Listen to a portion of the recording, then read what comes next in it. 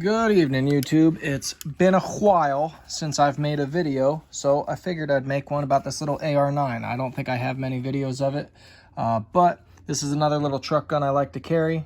It's pretty dope, if I do say so myself.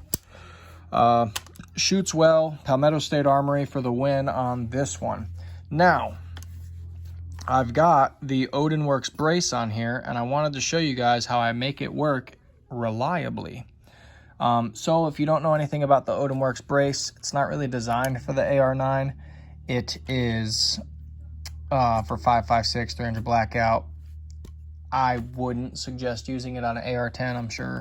I'm sure you might be able to, but anyways, I digress. Unless if you have an AR10 that uses an AR15 buffer, possibly. I haven't tried it. I don't see a point. Thing's got a 20-inch barrel. Where, yeah.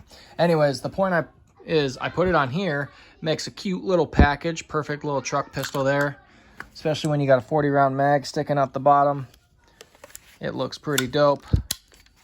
That's a 30-rounder, but you get the point. So, there's a standard carbine buffer spring. I'm going to show you guys how I made this brace work.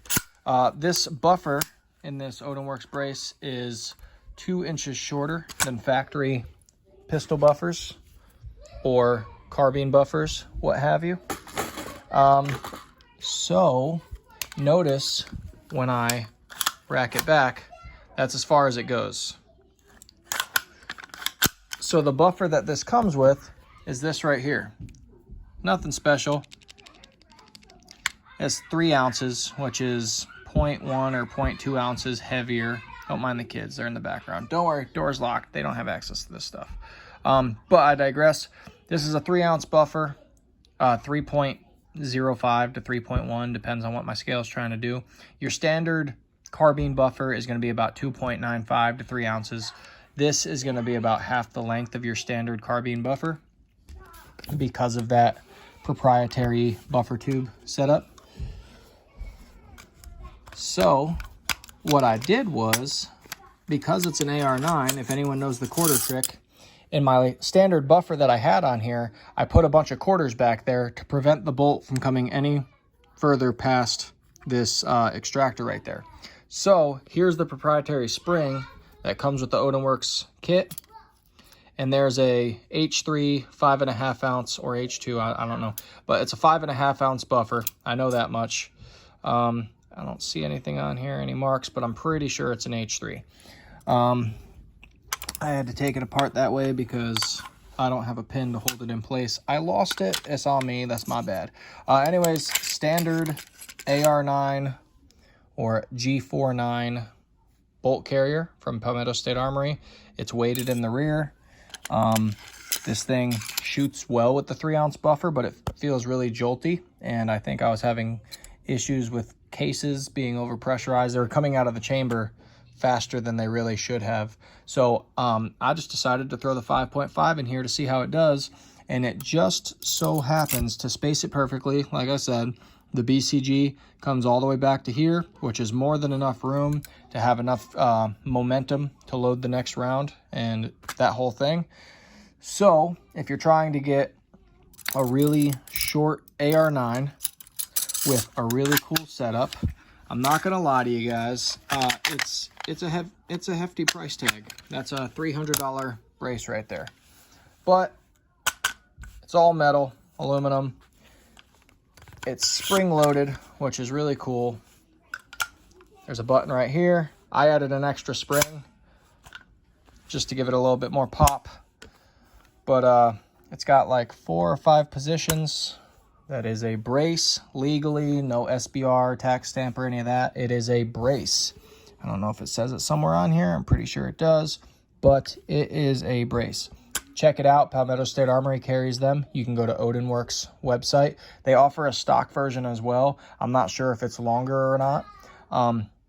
But in total, still, for the package you get, I've got a little Ar9 with some flip-up mag pulls. Not that they're going to be super great because it's such a close sight radius. You're better off with a red dot personally, but it looks cool. And you know, that's half of it right there.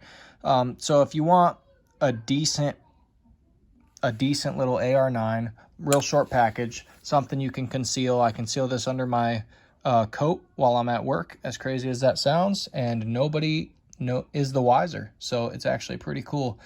Super cool little package, and it's still under $1,000. Between this and the entire build here, you're looking at maybe $900, sights included. Now, like I said, about 300 or so of that is going to be right here, but this is super universal. I can use it on an AR-10. We'll try that in the future just because I want to see. But if you have a super shorty AR-10 with like a 13.5 pin and weld, there you go. My AR-10 BCG, like I said, it has a full AR-15 buffer setup and all that from Palmetto State Armory. So basically, the back of that BCG is the same size as your typical AR-9 or AR-15. But I have to see buffer weight and also see if it will allow the bolt to get full travel in this setup. If that has a standard 3-ounce buffer, then with this, the AR-10 should cycle enough, one would hope. I just haven't put it to the test. I'll have to do, I'm not going to swap it all out until I do the math and, you know, just measure. A simple tape measure will fix this issue and let me know before I waste my time swapping out buffers. Not that it's a super hard job. Anyways, by the way, this thing I've had for about 2 years now, and I have put thousands of rounds through here, and I've never cleaned it. I've wiped it down. I can't say I never cleaned it. I've wiped it down with a rag every now and again, and it's dope. It's really dope. I did cut the handguard down, so this had a flash can on the end that came about out to here. This is only a 4-inch barrel. Honestly, don't judge me. Knowing what I know, I should have just got the 8-inch barrel because it would have gave me closer to 357 velocities with a lot of the lighter weight rounds I'm using. And if you're using the 65 grain self-defense ammo like I'm using, you're gonna get pretty close to 2,000 feet per second out of a 8-inch barrel with 9 mil, which is freaking insane, by the way. But I digress, got off topic again. Anyways, this has a 4-inch barrel and it had a flash can. I got that on there because it gives me that old Tech 9 look with the random threading on the barrel, and I just thought it looked cool. And I have a muzzle brake that actually screws onto that. I got some weird adapters and stuff like that. But the handguard would come up about this far. It didn't really have any extra slots or anything to make me happy, and I wanted this to be as short as a package as possible. I wanted it to look kind of Mad Maxy. Plus the perfect mix of Call of Duty because, again, cool factor. This isn't my standard self-defense gun or anything like that. It's just really a fun gun. Although, this thing doesn't skip a beat, man. So, if you're interested in the 4-inch option from Palmetto State Armory, this thing just works. I have beat this to death, and it just works. I lost a trigger pin, as you can see. I got a 5 or 6 millimeter bolt through there just for the time being. I've got a set of anti-walk pins in here, but I don't see a need to take this apart because it just works. So this is my always gonna work thrown together crap gun, but love it. So anyways, long story short, instead of making a 20-minute video on the deal, the Odin Works brace can work on the back of your AR-9 if you use the spring it comes with a factory 5.5-inch buffer, and it will cycle just fine. It will actually increase that rate of fire, just so you guys know. So if you bump this thing, it's an insane rate of fire at this point, because like I said, although I got that heavy buffer in there, the bolt's only coming that far back now, as you can see. It's enough to definitely have that momentum you need. But anyways, appreciate you guys watching. And I'm hoping to make some more videos soon. Stay tuned. I want to get a bunch of watermelons, and I'm going to do a bunch of different tests from 9 mil, some different options there. 308, 12 gauge, 5.56, just a couple different rounds.